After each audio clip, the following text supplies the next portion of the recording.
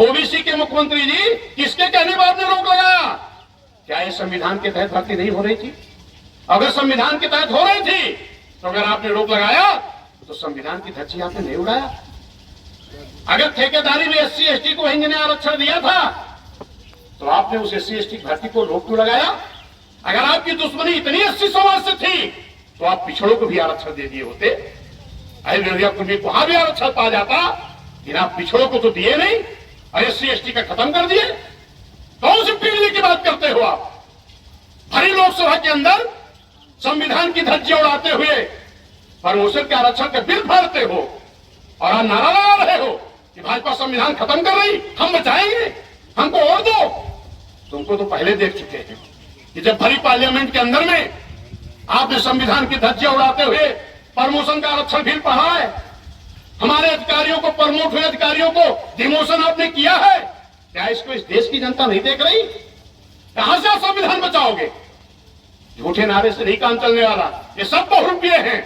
एक चीज जान लेना, इंडिया हो चाहे इंडिया हो, इंडिया हो और चाहे इंडिया हो, ये दोनों आपका भला नहीं करने वाले। हम नहीं कह रहे, माननीय कांशीराम साहब कह के गए हैं, जो हमको जगा के गए हैं वही कहे थे कि एक सांपनाथ है तो दूसरे नागनाथ है। ये कभी आपका भला करने वाले नहीं है, इनसे बच के रहना पड़ेगा। आज ये नारा से नहीं काम चलने वाला। माननीय बहन जी ने इस प्रदेश के विकास करने के लिए, माननीय बहन जी ने इस प्रदेश के विकास करने के लिए तमाम बड़े बड़े जिलों को छोटा छोटा जिला बनाया। और जिले का नाम किसके नाम रखा? Doctor B are Ambedkar Nagar, Bhimnagar, Jyotiba Phule Nagar, Chhatrapati Sahu जी महाराज नगर, संत रविदास नगर, संत कबीर नगर, महामाया नगर, गौतम बुद्ध नगर, माननीय कांशीराम साहब नगर, यही तो रखा। लेकिन आपने क्या किया? ये जिनके नाम बहन जी ने नाम रखा, ये कौन थे? जरा बताओ आप कौन थे? ये बहुजन समाज के महापुरुष थे। अगर आप जानते हो,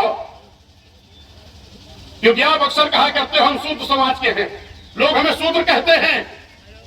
हमारे भारत के संविधान में कहीं शूद्र नहीं लिखा है, एससी एसटी ओबीसी लिखा है। ये हमारे एससी एसटी ओबीसी समाज के जन्मे महापुरुष थे। अगर आप कहते हो ये शूद्र समाज के थे तो हो सकता कुछ किताबों में ब्राह्मण क्षत्रिय वैश्य शूद्र भी लिखा है। अगर उसको पढ़ करके आप कहते हो तो आप शूद्र समाज के हो। ये सभी महापुरुष हमारे शूद्र समाज के थे। इनके नाम से बने जिले को खत्म करके आपने सारे के सारे एससी एसटी ओबीसी समाज का अपमान करने का काम किया और इसका बदला लेने के लिए सारा का सारा एससी एसटी ओबीसी आज सामने खड़ा है। नारे से नहीं काम चलेगा। छत्रपति साहू जी महाराज कौन थे? सुल्तानपुर से अलग जिला अमेठी बनाया था। छत्रपति साहू जी महाराज कुर्मी समाज में जन्मे, पिछड़े समाज में जन्मे, आरक्षण के जनक, बहुजन के महापुरुष थे।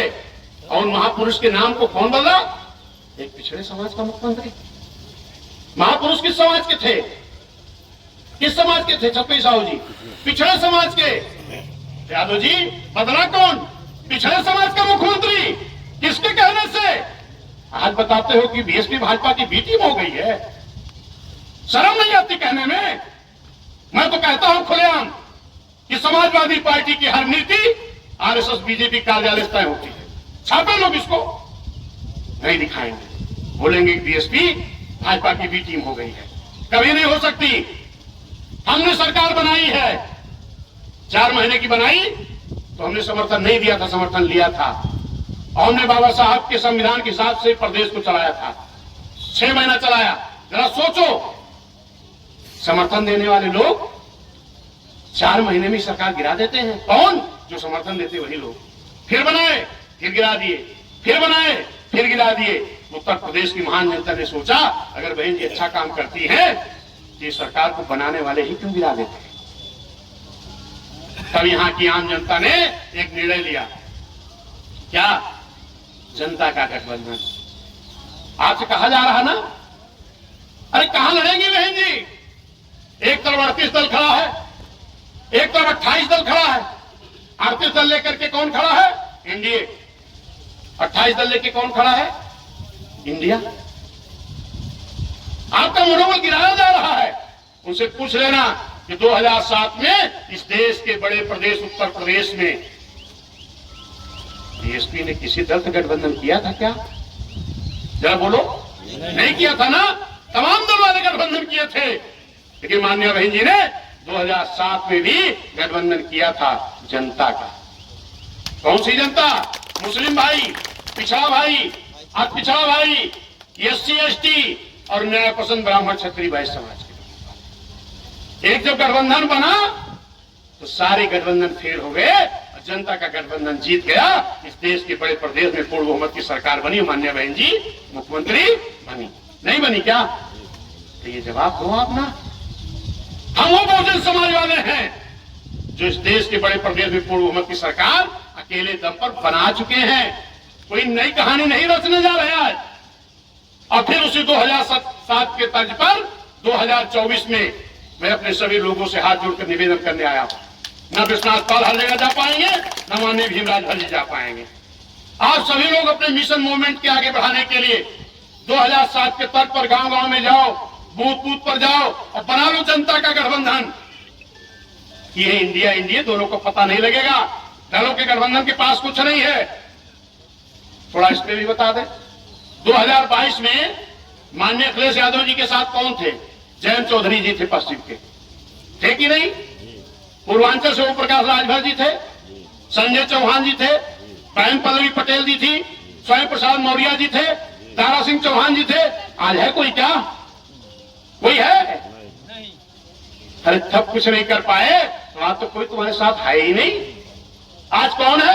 अरे कांग्रेस, जिस कांग्रेस की हैसियत उत्तर प्रदेश में 2% वोट होती है, 2% ज्यादा वोट नहीं है। जिस कांग्रेस के पास उत्तर प्रदेश में मात्र 1 MP है रायबरेली से, और समाजवादी पास कई MP हैं? 3 MP। कांग्रेस पास 1 MP। और अगर मुस्लिम भाई जिस तरीके भी बीएसपी तरफ रुझान बढ़ा रहा है तो इनके पास बचेगा 7-8%। 3 1 4 MP और परसेंट 2 अवार्ड 10। और बीएसपी पास का MP 10। आगे जीते कितना का नाम बताओ, ढूंढ रहे 10। और खाली SC ST का हमारा 24-26% है। अब इसमें पिछड़ा जुड़ जाए, मुस्लिम भाई जुड़ जाए, न्याय पसंद ब्राह्मण क्षत्रिय वैश्य भाई जुड़ जाए, तो क्या हैसियत होगी आपकी? मनोमन बस्ती रहो, मन से नेगेटिविटी बाहर करो, हौसला बुलंद करो। 5 दिन बचा है मेरे भाई, 5 दिन मत देखो। पूरे 5 साल तो आप अपने हैसियत से चलते हो। क्यों भैया? पूरे 5 साल अपनी हैसियत से चलते हो। किसी के पास 4 चक्का है तो भी डीजल पेट्रोल भरा के चलता है ना, बाइक है तो उसी पूरा दिन दौड़ते हो। 5 दिन मेरे भाई मैं हाथ जोड़ रहा हूं, निकल जाओ, जो भी साधन हो निकल पड़ो, और जहां तक आपकी ताकत हो वहां तक ताकत लगा दो। निश्चित है चुनाव जीतने से आपको कोई नहीं रोक सकता, कोई नहीं रोक सकता।